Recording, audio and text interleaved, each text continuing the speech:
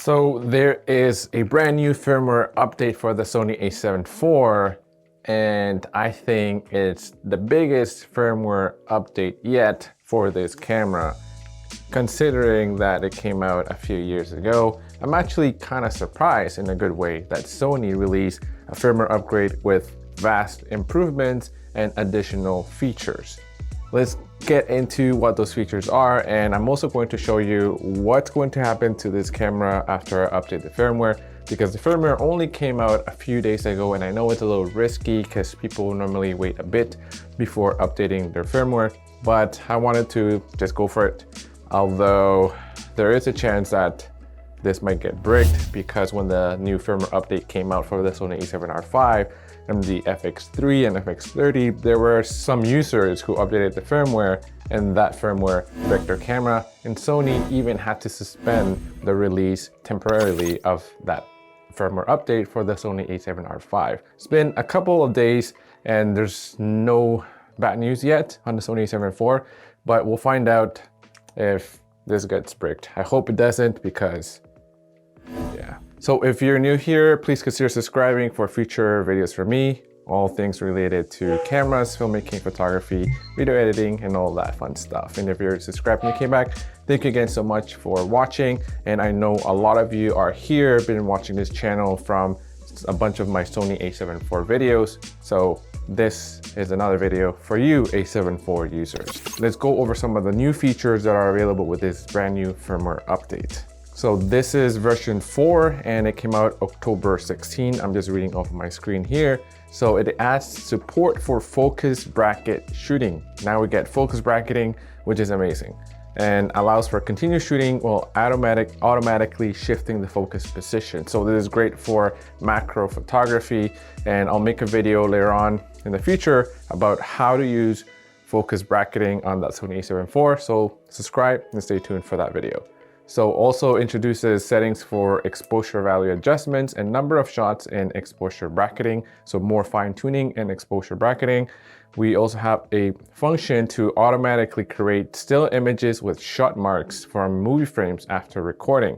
This is a feature that has come out in some of the newer Sony cameras, but not on the Sony A7 IV. So now it's here. Great. A bunch of other features like notifications will be displayed when the latest software is available for your camera, and you can now use the Creators app. However, if you do update to this firmware and you were on one of the earlier firmware updates, the Imaging Edge app is no longer going to work for you, so you're going to have to download Sony's Creators app for you to be able to transfer photos to your smartphone and stuff like that. Another major thing of this firmware update is that we now have support on the A7 IV to use the Monitor and Control app. And I'll be making a video about what that is and how you can use that with this camera after I get it updated. But that is pretty much a external monitor, camera control sort of function that you can use with your smartphone, monitor your video, take photos, videos, use it as an external video monitor with a bunch of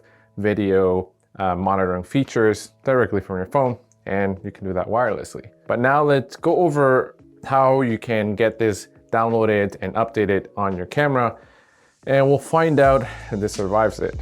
You have to be either in version 1.05 or up in order to upgrade to version 4. If you're at version 1.01 or earlier, you have to get to 1.05 first. Once downloaded, you get something called the body data.dat. Important is that you do not change the file name. We'll do this via an SD card, a memory card. That's probably the easiest way to update the firmware. I formatted the SD card and now I've copied this file into the SD card. So first things first, let's go into menu, go all the way down to, and then we'll check our version on the setup option. Go to version. So we are version 1.10. So that means we can go ahead and update this directly. Let's turn this off. Let's insert the memory card. It says to update, the battery power level has to be at least 3 bars or more.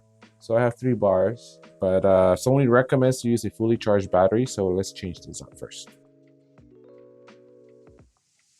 And now I can select software update. Read the instructions here.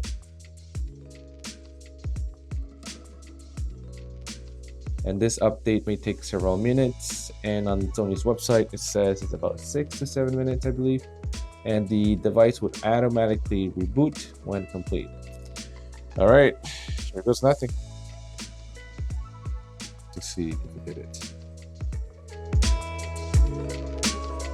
All right, so it says body update has been complete. I used to use the Imaging Edge app on the A7IV, and now it says that we have to update to the Creators app. So we use the Creators app. You download the Sony Creators app. I have it downloaded already on my phone, and I'm going to select connect to camera, press next, and select the A7IV right here.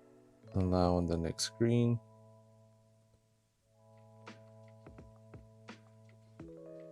Allow, and now it will start to pair. Okay, it seems like it found it. Remote shooting. Do Wi-Fi connection.